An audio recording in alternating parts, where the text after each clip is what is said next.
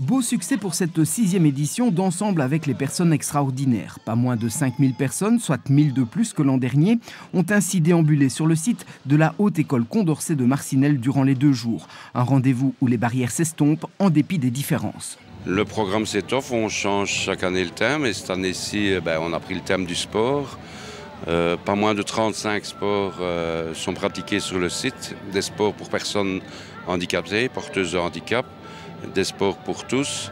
Et le but, c'est évidemment d'essayer que tout le monde pratique le sport en même temps. Dans le panel d'activités proposées, le club d'escrime de Charleroi, installé à Loverval, compte aujourd'hui une centaine de membres âgés de 7 à 70 ans. Il est présent ici car il souhaite s'ouvrir aux moins valides. On n'a pas encore de moins valides pour l'instant parce que la salle qu'on a est inaccessible aux handicapés. Mais prochainement, on espère pouvoir ouvrir une section, si pas sur le lieu même, dans un autre site qu'on pourrait découvrir, quoi. Et la semaine prochaine, sur le même site, on organise le premier tournoi qui va réunir à la fois des handisports et des valides. Et donc c'est le premier tournoi belge et on aura la chance d'avoir des sportifs qui viennent des Jeux Olympiques de Londres qui participeront. La grande idée, c'est de la démystification du handicap. Que les gens, quand ils se promènent dans la rue, qu'ils rencontrent une personne handicapée, la regardent comme une personne tout à fait normale et qu'ils puissent commencer à faire des activités avec elle sans a priori. Une grande fête humaniste rehaussée par la présence de notre Premier ministre Elio Di Rupo, très entouré comme on peut s'en douter. Une photo, quelques mots, une autre photo, une poignée de main, des rencontres furtives tout en simplicité à l'image de la manifestation. Les regards sont différents parce qu'ici, les gens savent qu'ils vont voir des personnes à mobilité réduite, mais qu'en ville, quand on voit des personnes à mobilité réduite, c'est tout le temps un regard intriguant. Et ici, c'est plus un regard normal, je trouve.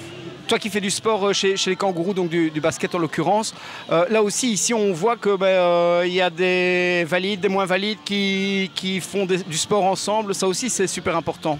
Oui, c'est super important. Comme là, tantôt, on a eu une démonstration on a intégré des joueurs valides dans notre démonstration. Ils ont dit que c'était beaucoup de sport. C'est plus sportif en tant que chaise que valide, quoi.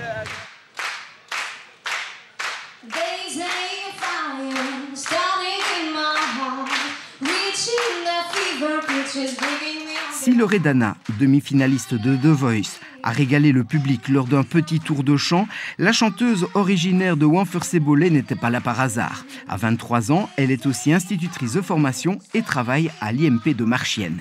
C'est un peu par hasard que je suis tombée à l'IMP et j'avais une petite réticence. Je me disais, voilà, est-ce que j'arriverai à gérer tout ça, à gérer des enfants qui sont différents mais qui restent des enfants super finalement. Et finalement maintenant je me dis, je ne serais pas retournée dans l'enseignement normal.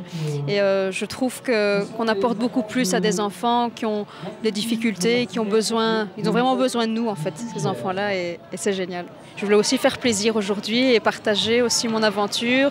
Je sais qu'il y a pas mal de gens qui ont voté, qui sont ici cet après-midi. Et je voulais vraiment partager cet art de la chanson avec les personnes extraordinaires.